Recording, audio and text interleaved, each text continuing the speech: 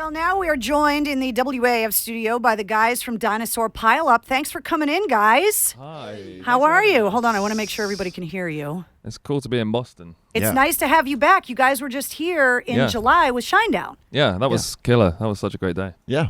Which is where I met you guys, and we ended up in this long conversation about Rage Against the Machine. And how they need to come back. That's right. They're well overdue. That's right. We actually just started watching some of their live stuff before we going on to get ourselves going.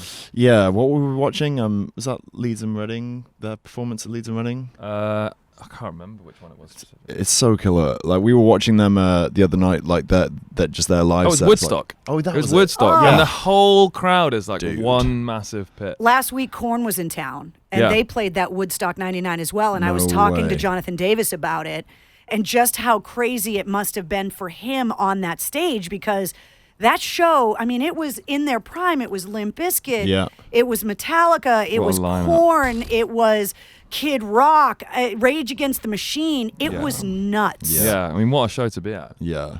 And the vibe on stage and stuff, like, it's just so wild. Like, there's so much energy. And they have, like, what I really love about Rage, I've seen them do a whole bunch of times, they always have, like, 100 people just on the stage with them, like, around the back. Yeah, they don't shut the stage off. They're not like that. They're like, they embrace it. Which I don't think that would fly now. Well, I mean, yeah, maybe not. I mean, I'd like maybe. to do it. If we ever got the chance to, like, play big stages like that and there are our shows, I'd want to do that. Our techs would be pissed off. Yeah. Well, the rest of the band has said that they would be more than happy to get back together, but that it's Zach holding it all up. No way. Right. And so they're not waiting for him, which is why they did Audio Slave and why Tom Morello has done The Night Watchman and a lot of the other things he's done, because Zach is just kind of doing Zach and Zach things. I heard that he was pissed off with Prophets of Rage. I don't know.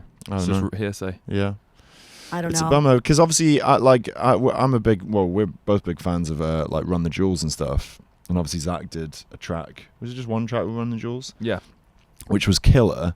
And he's just, he's still doing all that great stuff. I just wish but it's one of those bands where they're all still alive. Yeah. They're all young enough to be able to pull off the performances. Totally. And it's like, yes, Totally. can you just please get back together? Actually, I would be at every show. Yeah, they were amazing to see, just the amount of energy. And everybody at that Woodstock by then was really pissed off anyway. Yeah. And so they were just looking to take it out on something. So when bands like Rage and Korn came out on stage, it was like, yes, let's break everything. You can feel that vibe watching it. Yeah. It's crazy. Because I was at 94 too. Oh, no way. And it was just way happier. Like everybody was muddy and just happy. And 99, it was like, we're really angry at everyone. And I was kind of hoping that the 50th was going to get put together, but what happened there? Just pretty much, fell just apart. Nobody wanted the liability, I think. And I don't think they could have pulled it off the way that it needed to. Like 94 was amazing. Yeah. And 99 was just such a disaster that I think everybody was worried about the liability. Oh, that's such a shame. Yeah. Because the Rival Sons were here and they said they were supposed to play it. And in the interview, I was like, I don't know if they're going to pull it off. And they're like, no, we heard it's going to be great. Okay, guys. Well, when we were up there, they were still talking about it like it was happening. Yeah. And then literally a week later, I think we heard. Yeah, the underwriters pulled out, then the venue pulled out. It's kind of hard to have a show when, nobody gets paid and there's no place to have it. That was cool for us getting to Woodstock like, with Shinedown, because obviously that's such a historical place musically and stuff. I don't think we'd ever been to Woodstock before, right? Did you guys get naked and take pictures like the Shinedown guys did? We did not. We were just as surprised as you to see. Yeah.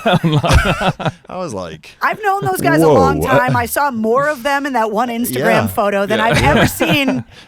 Yeah, I didn't even know they did that. No. So I just saw the post the other day. I was like, whoa. They went out, for anybody that hasn't seen the Shinedown Instagram, they went out into the original field of Woodstock, and they took a picture out in the field, and then they took another picture of them naked holding their junk in the field. Yeah. And so you got to be warned, because you see the first picture, and on Instagram you see the little dots and you swipe. Yeah. You got to be careful. Like it needs to have a warning. Like careful when you swipe. Parental. I was stoked on it. I was like, you do you. Yeah. I dig that. We'd actually already seen that much of Brent on the tour. That's true. That was so.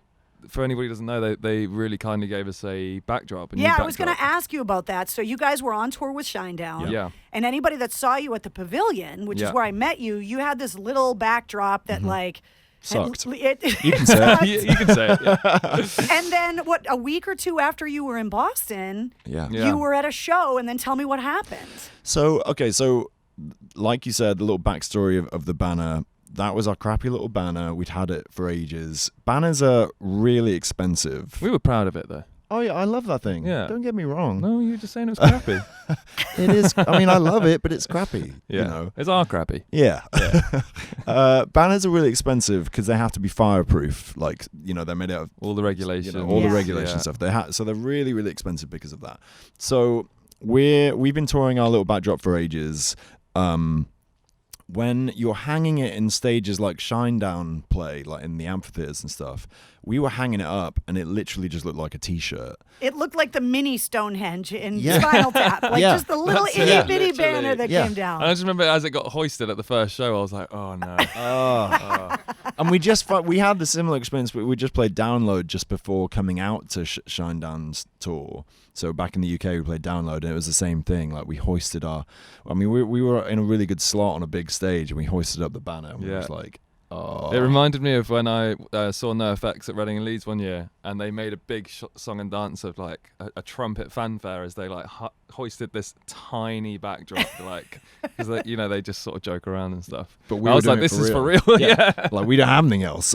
Anyway, so we were on the Shinedown tour. Every day we'd be hoisting up this ridiculous banner. Then one time, because all the big headliner banners, they're usually Velcroed on, so they can be quickly torn down when the bands are changing over. Because our banner doesn't have Velcro, it was tied on, and it got ripped off. So then it literally got like torn, so you couldn't even hang it anymore. So eventually on the Shinedown tour, we were just laying it over my amps as like kind of like a dish towel or something. Like like a throw over a sofa. Yeah. Just a gross throw that you wouldn't want to. Anyway, so now our little backdrop is over my amps, just like a little towel. And it was embarrassing, but we were just rocking it. And then I started talking about that on stage at each show because it was like kind of funny and charming, I guess. So we made a bit out of that on stage. And Shinedown would often just come out and watch us. Yeah. And then they must have been like, oh, these guys. Yeah. Oh, we remember what that was like back in the day. Yeah. And we didn't really know what was going on, but Shinedown started to organize a banner for us, but we had no idea about that.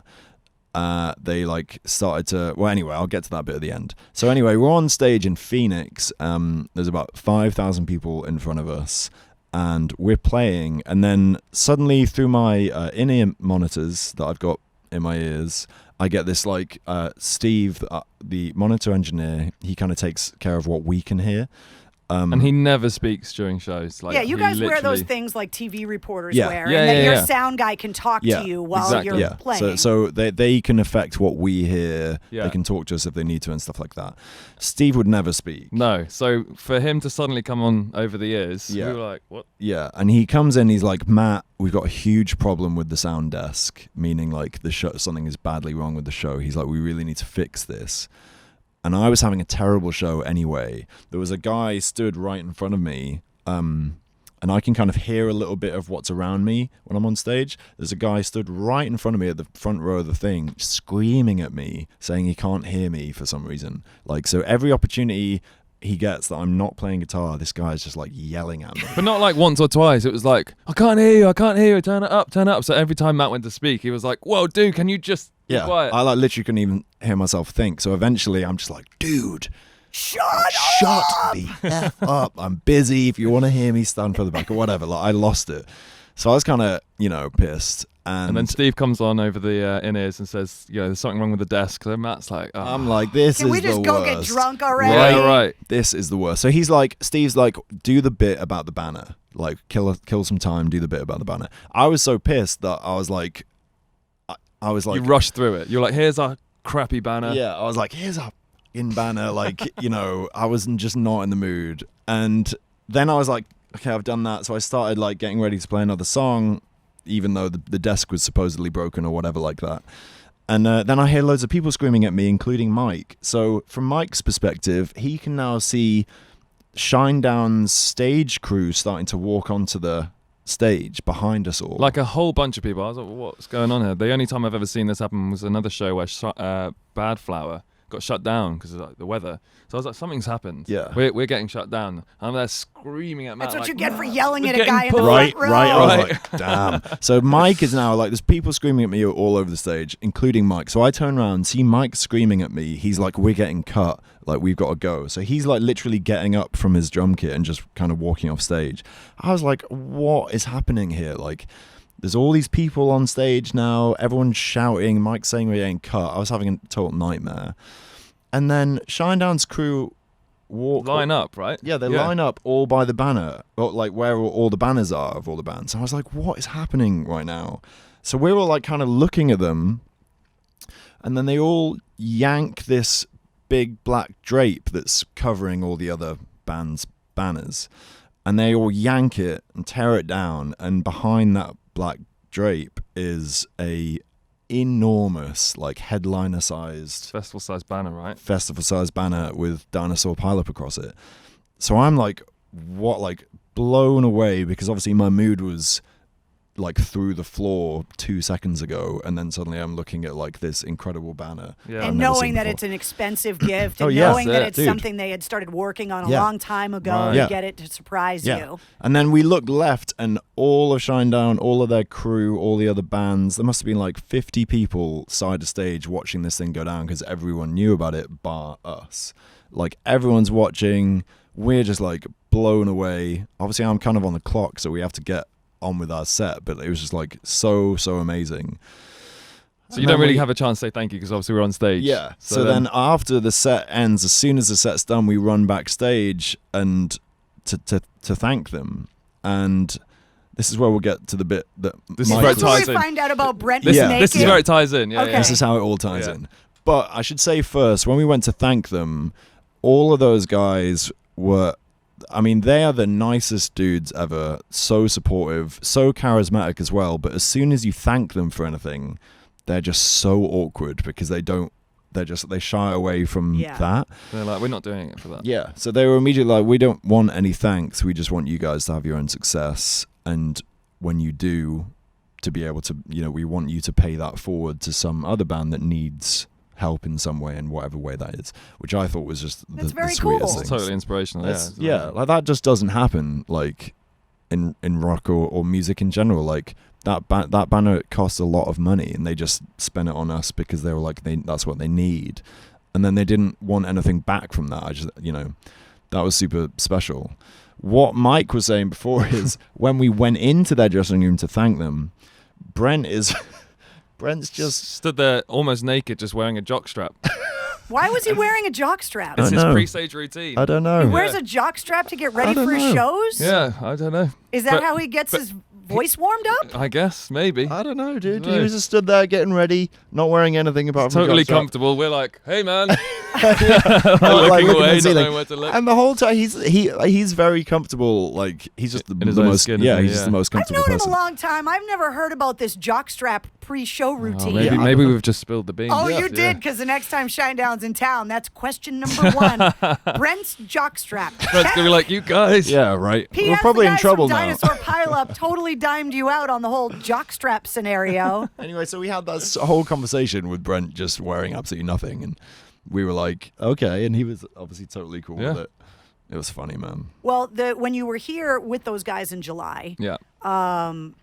the song that everybody would recognize you for, which is the single off of your album, is Yeah. you guys are going to play that first, right? Yeah. Well, Matt's gonna play it. Yeah. You just get to I'm hang gonna take a out. drink. Yeah, I just and get to. then- yeah. You it's just get the to hang out privilege with of me. being a drummer. Yeah. Yeah. Yeah. I always make Mike come, because I'm just like, I'm not going on my own, buddy. Yeah. You have to get up at 8 a.m. too. Getting up too, dude. That's right. All right. Am I playing now? You want me to play now? Yes, absolutely. Cool. Well, we're gonna play back foot, like you said. It's always weird playing a big rock song acoustically, because you have to kind of. Yeah. It's a different vibe, isn't it? Yeah. But anyway, here we go. It's good though. That's Dinosaur Pile-Up acoustic here in the WAAF studio. I was wondering how that was going to go acoustic. Yeah. Because when you play it live, it's very heavy. Yeah. And there's Totally. drums. Did you write it on the acoustic, No. or do you write it plugged in and then just figure out how to strip it down later? Yeah. Often, like, most of the time I write on electric, like, just because I like how it feels and sounds and stuff. So then when you have to do it acoustically, you have to kind of re-figure it out. I mean, with back foot, I'm playing it the same, but it's, just you sort of have to vibe it differently. But like sometimes I'll write a song acoustically that will translate into a big rock song, but they're more I don't know, sometimes I feel like they're more like classic songs, the next song I'll play is one of those actually, but usually I just write big riffs. What's funny is that when you hear the song and then you hear you talk, you don't sound British when you sing. Yeah. Why? I've always wondered that. Yeah. I think I get that a lot. I think that's because all of the music that I listened to, like, in my formative years that I guess inspired me to do this anyway, is all American. So all the alternative rock that I was listening to, or that I've ever listened to really, it was all American. Foos, Pumpkins, Rage, Nirvana, Deftones, all of that, it's obviously all American. I hardly listen to any British bands, if I'm completely honest. The only British bands I've ever really listened to is like the Beatles, Black Sabbath, Led Zepp. Only those. Queen. But it's like the older just a stuff. Few, yeah, Queen too. I love Queen, but it's all the older stuff. All that 90s grunge, heavy metal, like all of that is American. So when I think about like, how does someone sound when they're like screaming their ass off and they're killing it? Well, in my mind, they sound like Zach from Rage or Dave Grohl. And so therefore, I guess when I'm thinking about screaming or singing a big chorus, it's that kind of voicing. Like that's what I think about. It would be weird for me to hit a big chorus or whatever and speak deliberately English. Do you know what I mean? Yeah. That would just be awkward. But it changes the whole tone of the words as well. Totally. So like it doesn't fit right. No, it doesn't fit at all. And like, American pronunciation and stuff. I guess if we're really thinking about it, which obviously, I don't really think about stuff like this, but I guess if you are thinking about it, like American pronunciation and stuff is slightly more like soft. Yeah. And like easy. Yeah. Well, we get made fun of our pronunciation on things here in Boston all the time. Yeah. It's a very different accent. Totally. Right? Yeah, but it's basically a bastardized version of yours. I mean, we are in New England, so... And then I remind people that we invented America. You're welcome. Fair enough. I guess like the pronunciation thing, like with England is like, the difference between Manchester, Leeds, London. Yeah. It's wildly different. Yeah. And we're like an hour away from, like Leeds is an hour away from Manchester. It's crazy that, or Liverpool even, like such different accents. Like the only band that I know from Leeds who has a Leeds accent is like the Cribs. Yeah. Yeah. Totally. And like a lot of I don't know, when I listen to rock music, like contemporary rock bands now, like even like for instance Violent Soho, they're an Australian rock band that are killing it right now. They're like probably one of our favorite bands. They're proper Australian, but they sound American. Yeah. When you're listening to them, they kind of sound like the Pumpkins or whatever. Yes. Somebody just texted in, these guys are great, but I hate that they just said 90s is older stuff. You're making them feel very old. Oh my God. I mean, yeah. It's a fact. It just is what it is. It's nearly 2020. I know. It's so weird. Well, what else are you going to play? I'm going to play a song called Round the Bend, just because I like it. Okay. My voice is as good a reason as any to play. Right? Yeah. We've been on tour for, this is our 64th day, I think. Roughly. Yeah. So, so 10 weeks. So I'm pretty crushed, but I'm going to sing it quietly if that's okay with you. Yeah, we can turn the volume up on our end. You're good. Cool. Well, see how we go. All right, it's Round the Bend. That's Dinosaur Pile-Up, acoustic here in the WAAF studio. You can see him tonight at the Middle East. Good luck getting that giant new banner from Shinedown into the Middle East. Yeah, I think we might leave it out tonight. We're going to use the old crappy one. Yeah, good. So go there tonight and see the old crappy banner. We were going to hang the new one, but I think if we do, it'll just say You'll cover Pile. the entire club. Yeah, it'll just say Pile, so be weird. When Gavin Rossdale from Bush was in here, I asked him this question, so now I'm going to ask every British person that comes in here. Yeah. On my ways, I have it give me turn-by-turn directions with a British accent because I feel like it's nicer. Yeah, okay. Do you guys have your GPS set to an American accent by any chance? No, but... God, I know what you're going to say. So, a member of our team that works with us on the radio, Adrock, he picked us up in, what city were you in? Like, I can't remember where we were. Somewhere really hot. Was it Denver? Denver. And he'd rented a car and he'd set the GPS, and he was like, check this out. So he had to take a ride with him to a station or something like that. And he'd set his GPS to boy band. And it was the best thing. We died. It was so funny. It was like, it would say the direction. We were like, at the next junction, turn left. Yeah. Turn right. It was just like so sick. Anyway. We found it hilarious. Yeah. Well, so I always say that, that British people can basically say anything. Right. And it just sounds nicer. Okay. So I printed some things out for you guys that I want you to read for me. Oh, yeah. The first one is some disclaimers. Okay. And then there are some prescription warnings. And then there's instructions for cooking something at the bottom. Okay. So I want you guys to read these for me. Okay, cool. Yeah, it's funny because often people think we're Australian because I think we're talking with like a regional dialect. And I think sometimes... Oh my God, these are amazing. Wow. Yeah, sometimes like the Queen's English, which is on like British people are portrayed in movies, usually they're speaking the Queen's English, like James Bond. Yeah, that's how all Bostonians sound like the Kennedys, right, they say. Yeah. So sometimes, I don't know, we should ham it up though. We should be really British on this. Do you want to take turns? So these are just some of the things that I found on the internet that I thought would just sound nicer if you read them. You have gone in with this first one. Yeah, right in. Matt, you can take this one. Okay, cool. I'm going to take this one. Okay, here we go. Me being British. Once used rectally, the thermometer should be not used orally. Should not be. That's good advice. I messed it up. Yeah, though. but it still sounds good, though. It's good advice, yeah. Never iron clothes while they're being worn. Love that. Yeah, it's good advice. Never use a lit match or open flame to check fuel level.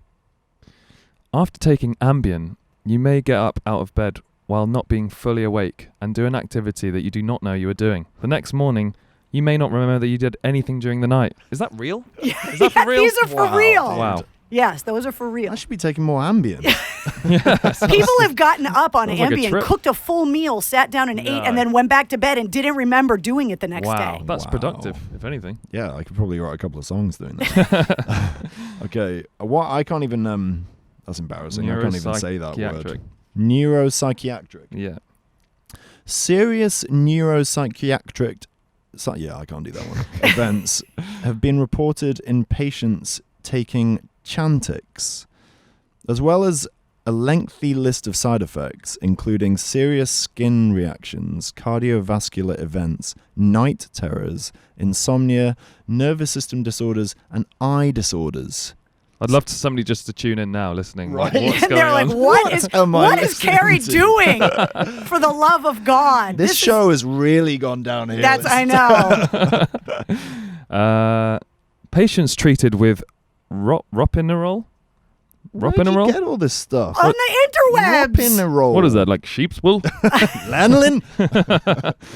Are reported falling asleep while engaged in activities of daily living, including the operation of motor vehicles, which sometimes resulted in accidents. Due to the drug, nearly 20% of the subjects were documented with hypersexuality, as well as experiencing the new onset of compulsive gambling. You know what? It just sounds like alcohol. I could listen to you talk English. Isn't it because nice? you sound really good. Oh, you thank should you. maybe do adverts or even those announcements on planes, the safety announcements. yeah. Oh, you could show where the exits are. You Yeah. got to have the finger gestures, though. Yeah, to get the be finger over the gestures. wings.